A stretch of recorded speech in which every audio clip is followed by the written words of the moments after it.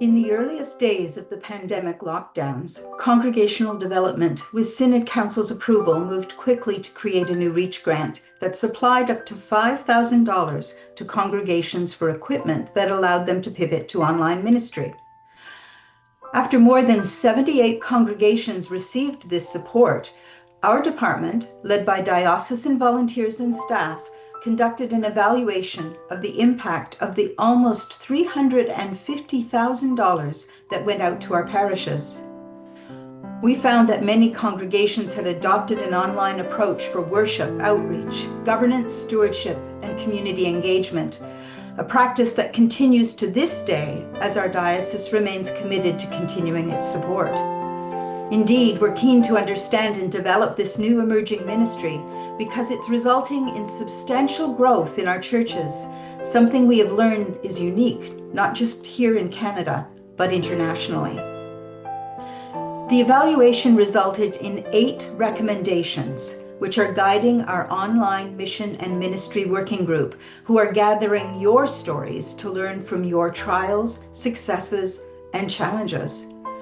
This is the first of many videos and other resources OMM are building with and for you. Please reach out to me or any of the congregational development staff at any time, as together we learn how to support healthy, hybrid churches. Largely, my ordained ministry has always been within a hybrid approach to ministry. So when I was training and doing student placements, the kind of was right at the front end of the pandemic. And so right away, jumping into what does it mean to be preaching to a YouTube community.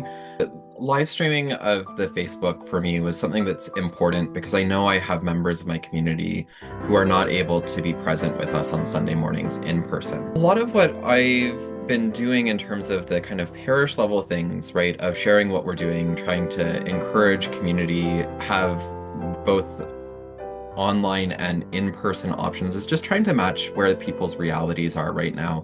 That, right, for some of us, and this is some of the reality that's been there pre-pandemic, but we didn't always think about, is that being in person for worship wasn't always possible for people. This past year, we received a Cast the Net grant from the Diocese of Toronto, which enabled us to better understand our online community and build out our team. Using these insights, we'll be better able to fulfill Cast the Net call to action number 3, which is to enliven worship, faith formation, spiritual practice, and evangelism. Who are these people who are tuning in, who are connecting with us, and then getting to know, what are some of the things that our online congregation would love to see happening? Mm-hmm. What are some of the ways maybe that they're already using the internet or social media, and how can Trinity sort of help to enrich those aspects of people's lives? What does it mean for us to have a virtual congregation? Mm-hmm. What does it mean for us to have a community of people who maybe will never walk through the doors of the church? I want to figure out, how do we replicate the hospitality and the community that you experience when you walk through the doors of the church in a virtual space?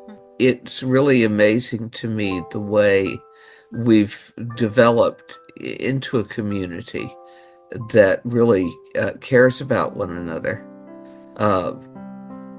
over Zoom during that time. It's a completely new way of getting together. It's just been really great. It allowed us to stay connected to people when we were closed. And now that we're open, it's actually allowed a whole bunch of people who just have mobility issues to continue to participate in worship without missing out on it. And we do advertise our live stream services. We've done it through radio, we've done it through social media, those kinds of things. I have people telling me it feels like I'm talking to them, which I am talking to them. So I think those kinds of things, and I get a sense, people tell me it feels welcoming and homey. We use tech scholars and they get paid an honorarium. The barrier for us would have been nobody's available to do this, and that we want to have that consistent Zoom window open every Sunday, and I think that works really well. So that was a learning piece for us for sure. We do a digital guest book every week. So at the end of the service, a little link goes out. It's a Google form. And it basically asks, who are you? Why are you here? Glad to see you. And we just had another person, and it's not the first, to say, oh, I'm just looking at churches. I'm kind of interested. So that's a touch point for us, and we'll reach out back to them. So there is that opportunity for people to safely and less intrusively visit. Sometimes people visit and it's a little awkward. I don't know what to do in church. I don't know when to stand, sit, don't know what to wear. So this is, I just want to look and see what happens. So it's a good, I think, entry point, but it's a volunteer issue. So you got to kind of build capacity. I think we're fairly unique as well in that we have a really good capacity to have made this a sustainable event. We're going to do a quiet Lenten service. Do you want to Zoom at that service? We can probably work that out. So having a voice at the liturgy table, the priest obviously they're the chair, they're running the show, but to have a voice and say, okay, well, let's do this or let's do that, or can we involve hybrid somehow that way? That is great. We've seen sharp increases in attendance, largely attributed to the work that's being done online. We invested financially with our parishes, and we've invested with volunteers to support our parishes. We now have about 120 to 130 of our parishes weekly participating in online ministry. It started in COVID and is continuing, and we're interested in how to facilitate and encourage that sort of thing.